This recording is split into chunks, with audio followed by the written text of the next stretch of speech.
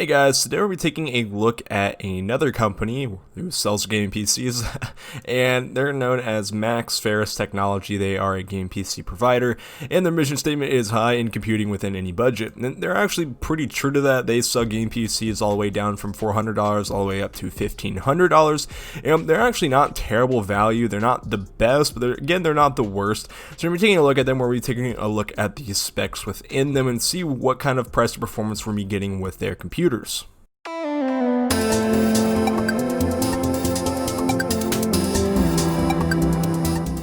these guys sell stuff other than gaming PCs, but we're not really going to be looking at that stuff. We'll just be taking a look at what they're selling under their gaming PCs box. These guys have 8 different gaming PC variants, all the way down from $400, again, all the way up to $1,500s, and all of these have alternate configurations that cost a little bit more that you can choose from if you want to bump up the specs a tiny bit more, though I wouldn't really recommend it because oftentimes they are charging a little bit more than they probably should for a little bit of an upgrade.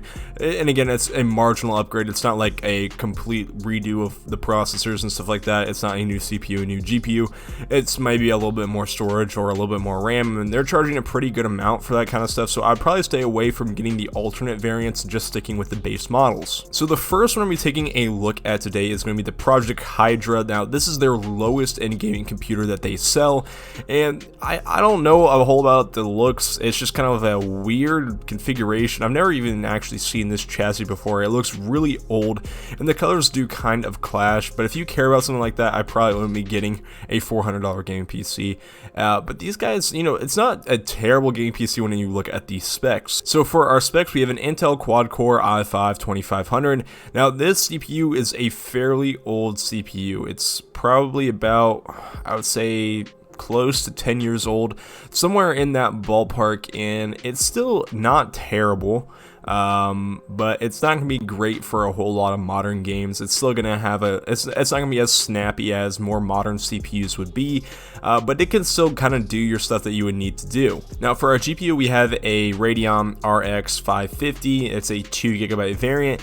Now this card in and of itself is not the best. It's probably going to play games around 30 to 60 FPS on all low settings.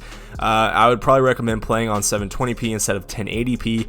Again, you're going to be playing mostly esports on this, not necessarily like those high graphical setting games that are like single player games. So you're looking at like Tomb Raider and stuff like that. You probably don't want to be playing those kind of games on this particular graphics card. So there's that. And then for our RAM, we actually have 16GB. This is not something that we see a whole lot when you are looking at low end game PCs. You're usually seeing around 8GB. I've seen some with 4GB, which is basically unusable at this point, but 16GB is nice to see for that $400 price point. And then we've got a 500GB solid state drive, and then we've got, you know, our 400 watt power supply. Again, this is probably not a rated power supply since they didn't state it.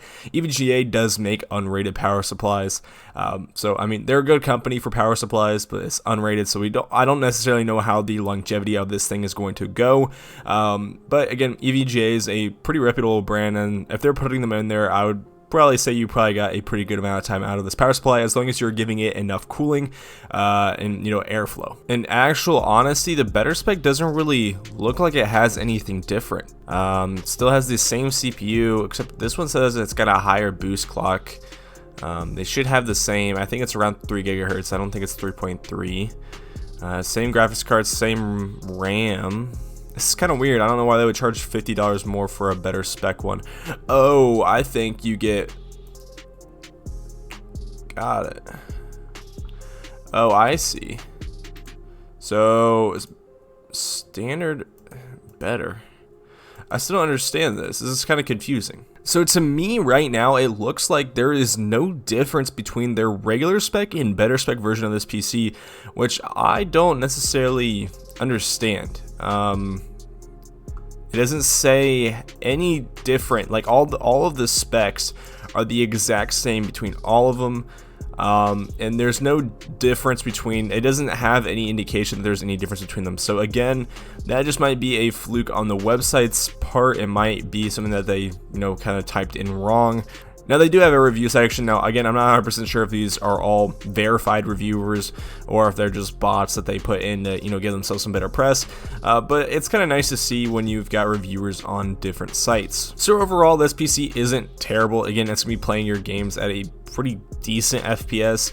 Now, it's not going to be as good as a GTX 1050. A 1050 is going to have a little bit better performance than this RX 550. So, I mean, there's that, but I guess you can just kind of pick and choose between what you want. This one's going to be $400, and it's going to be kind of hard to get something different for this kind of pricing. And for they're only saying a 4 business delays, which is another big thing that I've seen a lot from computer companies, is a huge delay in shipping time. So I guess these guys are having a good amount faster shipping time than a lot of other companies. So I guess if that's something important to you, then you can do that. Now, their Project Griffin, again, is kind of the same story. It's not really worth going over. It's mostly the same specs. It's at i5 4670. Again, kind of older CPU. It's better than the one that was on there last time, but the rest of it's basically the exact same specs. Yeah, it's literally the exact same specs. You have the same graphics card, and again, these things are both exactly the same. This is the weirdest thing I've ever seen. Why would you pay an extra, what is that even, an extra $70? Dude, I can't do math, I'm sorry. An extra $70 for literally the same exact system. I'm not even 100% sure why they have this better spec in here, if it's like this on every single one of their computers. I'm not 100% sure why they do that. Now, the one where I definitely think is the better value is their Project Andromeda. Oh, I can't read. You might want to figure out how to say that. I mean, it doesn't really matter how you say it, but it's still a pretty decent game PC as of right now, because prices again are crazy high right now, but this one actually seems like it's a pretty decent configuration for the price. Now, I actually have one of these cases. It's not in my personal rig anymore, but I did own one of these, and it's not a bad case at all. It's a Thermaltake Versus series case. They're pretty nice. This is a solid tempered glass side panel. All the ports are really nice. There's an exhaust fan vent up here. You've got 3 fans right here, and you got the power supply shroud. Again, it's a pretty great case. You got your power button, and there is a blue LED that comes up here. You can turn it on or off. You can't change the color on it, but on this is all glass right here, this kind of black piece right here, there's a blue LED that you can hook up. I think it's hooked up via a MUX connector. Now, I'm not 100% sure if they plug that in or not, just to keep with the color theme of red. But if you do want to turn it on, there's a little blue LED that goes down right here. Now, in terms of specs, you're getting a pretty good GPU. An RX 580 is one of the better ones out there. It's giving you around GTX 1060 performance, or even better in most games. Again, it's a great GPU for a pretty good value. And you've got a Ryzen 5 1600 AF model. Now, this is way better than the Ryzen 5 1600. It's on a completely different manufacturing node, and it's got a lot better clocks than what the normal version of the Ryzen 5 1600 would have. Again, this is an overall great CPU, 6 cores, and again, it's a Ryzen 5. Ryzen 5s have kind of been a staple for a lot of people, and a lot of times it's been a staple in my builds.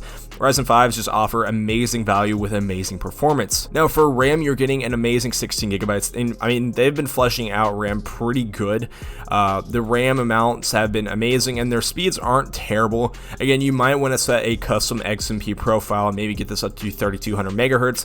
I know Crucial Basilisk can usually get up a couple more 100 megahertz if you push them up a little bit more, but again, that's whatever you want to do. And with Ryzen 1st Gen, you definitely want to try to get up those RAM clock speeds, because the CPU performance is directly tied to the memory clock speed. Now, for our storage, you got that 500 gigabyte 8 out of solid state drive. You can add a hard drive. I forgot to put that in. You can add an additional hard drive with different storage capacities if you would like. Now, in terms of our motherboard, we've got an MSI A320 Pro. Now, the A320 series is one of the series from AMD. I think it's the only series of motherboards that cannot overclock.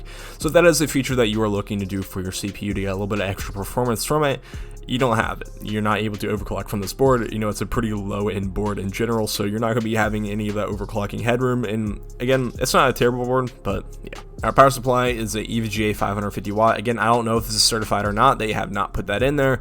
It doesn't have a certified efficiency, or if it's bronze or not. But again, it's an EVGA power supply. They're probably cheaping out on these, but as long as it's an EVGA power supply, I'm not that upset with it. Again, I don't know how their computers perform, so we'll just have to assume that since it is an EVGA power supply, it should be okay. Then we've got an AMD Wraith cooler. Now, all of these coolers are more than sufficient to cool the CPU, and again, the same weird inconsistency with their stuff. Now, this one is actually a little bit different. This one actually does change. That is very weird. So you get 32 gigabytes of RAM with this, but everything else is the same. That is so weird. And then they put in their storage. Yeah, this whole entire thing is just messed up. So for their RAM, they put in 32 gigabytes of DDR4, which is what this is. And then for their storage, which should be the hard drive, they don't have anything listed in there. It's what this slot should be. So you guys definitely need to take a look at this website. It's kind of weird. I don't know.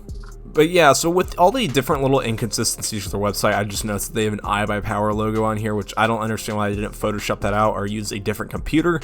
Again, not 100% sure if this website is very reputable. I'd probably go check out VRLA Tech. I did a video on them. Go check that out in the top corner, or check out Like Gaming PCs. Now, I've been hearing kind of worse and worse stuff from Like Gaming PCs. You know, the stuff's just not working. Their customer support's terrible, and it takes forever for you to ship their PCs. Again, I don't know how much of that stuff is true or not. Again, this is comment section stuff, so people just might be upset about different stuff, or people just might have a grudge against Like PCs. I'm not 100% sure, or it could all be true. But I haven't heard anything bad about VRLA Tech. Everybody says that it's good stuff, that everybody who's ordered one has gotten it and it works.